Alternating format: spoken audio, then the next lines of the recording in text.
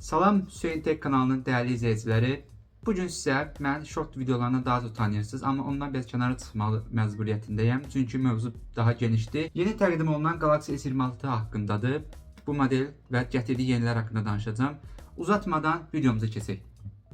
Samsung bu yaxın günlərdə təqdim elədiyi Galaxy S26, S26 Plus və S26 Ultra modellərində gətirdikləri ən böyük yenilik Privacy Display texnologiyasıdır.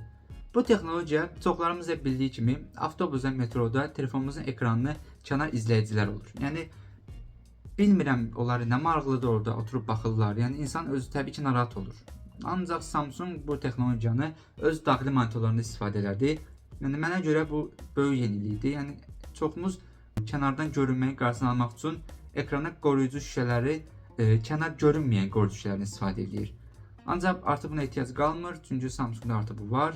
Yəni kim S26 modellərindən istifadə eləsə, bu texnologiyadan istifadə eləsə, özünü kənar izləyicilərdən tam rahat şəkildə qorumuş olur.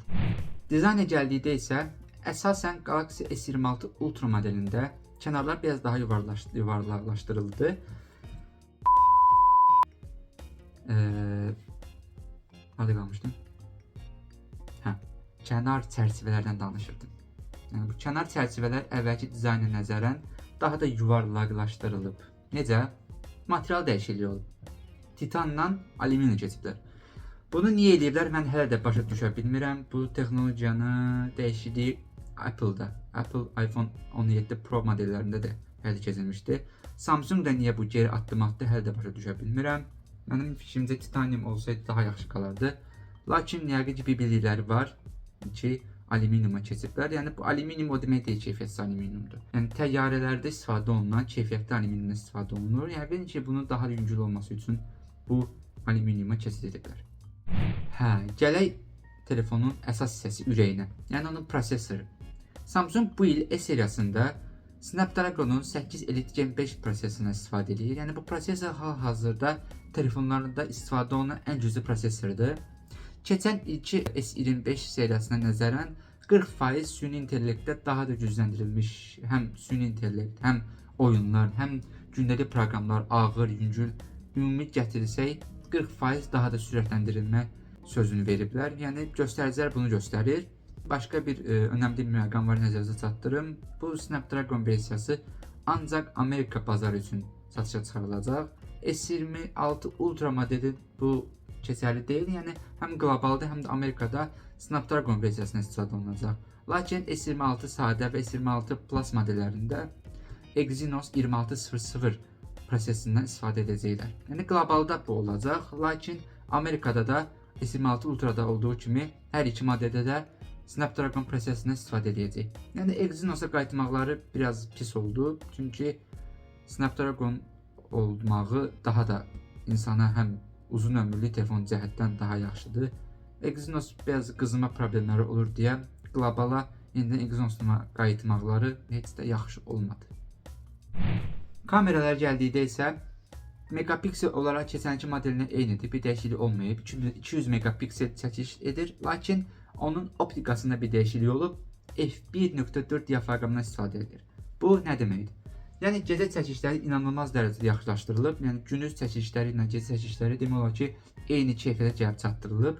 Başqa bir yenilik onun çəkişlərinin daha çox təbiiyə doğru getməyidir. Necə? Yəni əvvəlki və indiki telefonlarda telefonda çəkərkən reallıqdan daha çox rənglənmələr, yəni səma çəkişləri, ot çəkişlərində daha rəngdə canlanmalar olurdu. Lakin bu modeldə rənglər daha təbii olaraq saxlamağa çalışıblar. Və video çəkilişində isə 8K 60 FPS çəkişlər rahatlıqla edə bilərsiniz. Bateriya tutumuna gəldikdə isə sadə modeldə, yəni S26-da 4300 mAh, S26 Plus-da 4900, Ultra modelində isə 5000 mAh bateriyadan istifadə olunub.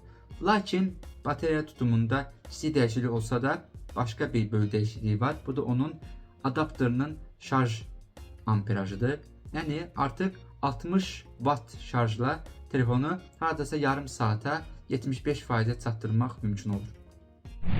Ümumi yekunlaşdırsam, S25-dən S26 keçməyə dəyərmi?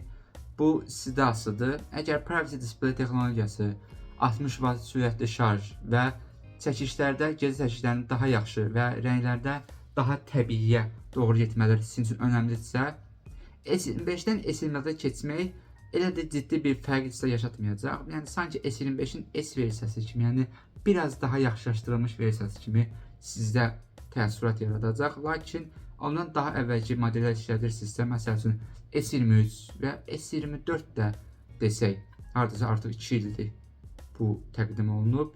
Yəni bunlardan keçməyə dəyər deyə düşünürəm. Çünki daha yeni texnologiya, daha yeni prosesor, yeni nəsil süni zəka bu telefonda daha da sürətləndirilib. Yəni seçim sizə qalır. Mənim fikrimcə S26 seriyası bu ildə öz yeniliklərlə bizləri təəccübləndirdi. Əgər sizin də fikirləriniz varsa, rəylərdə bölüşün. Mən də sizə cavablandıracağam sevə-sevə. Hələ ki bu qədər. Gələn videolarda görüşərik. Sağ olun.